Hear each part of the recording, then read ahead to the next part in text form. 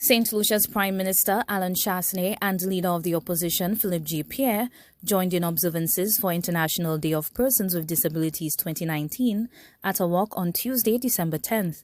The walk began at the front of the NIC building at the Castries waterfront to Constitution Park. This year's walk highlighted the diversity of persons of all age groups with disabilities within our society, including prosthetic leg and wheelchair users.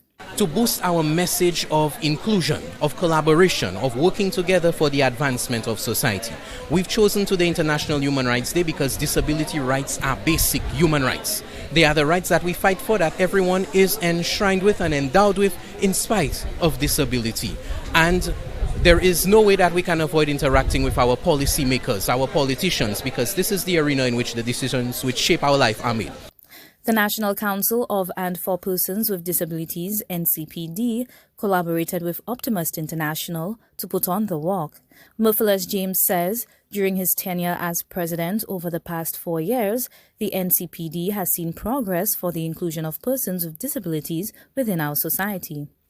Around our city, in terms of building construction, by ensuring that ramps, railings, accessible washrooms are put in place. So a lot is happening, yes, and a lot more can still be done to ensure that persons with disabilities can freely move around our cities, our business places, our public places, to take full part in all aspects of society. This year's activity, which features 40 pre-selected persons, also commemorates St. Lucia's 40th independence.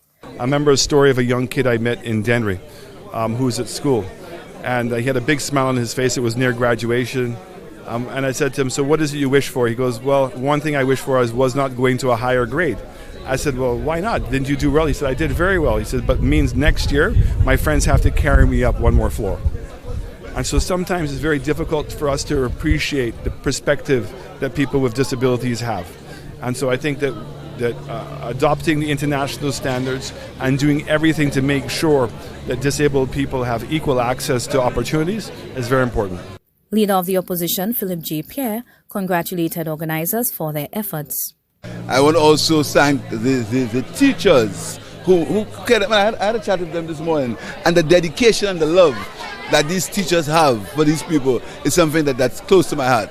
As a government, we'll do whatever we can do to encourage them, when we get into government, to encourage them, to make them feel wanted, but there's a very important role that they can play in the society. We were the government that built the access for wheelchairs in town. We were the government that gave a subvention to people who were differently able, to people who suffered from being autistic. So it's our love, and we've done that with our deeds as a government. The theme for this year's observances was promoting the participation of persons with disabilities and their leadership, taking action on the 2030 Development Agenda. According to the UN Secretary General, when we secure the rights of people with disabilities, we move closer to achieving the central promise of the 2030 Agenda to leave no one behind. International Day of Persons with Disabilities is celebrated globally on December 3rd. Lizandy Bovell-Jones, HTS News Force.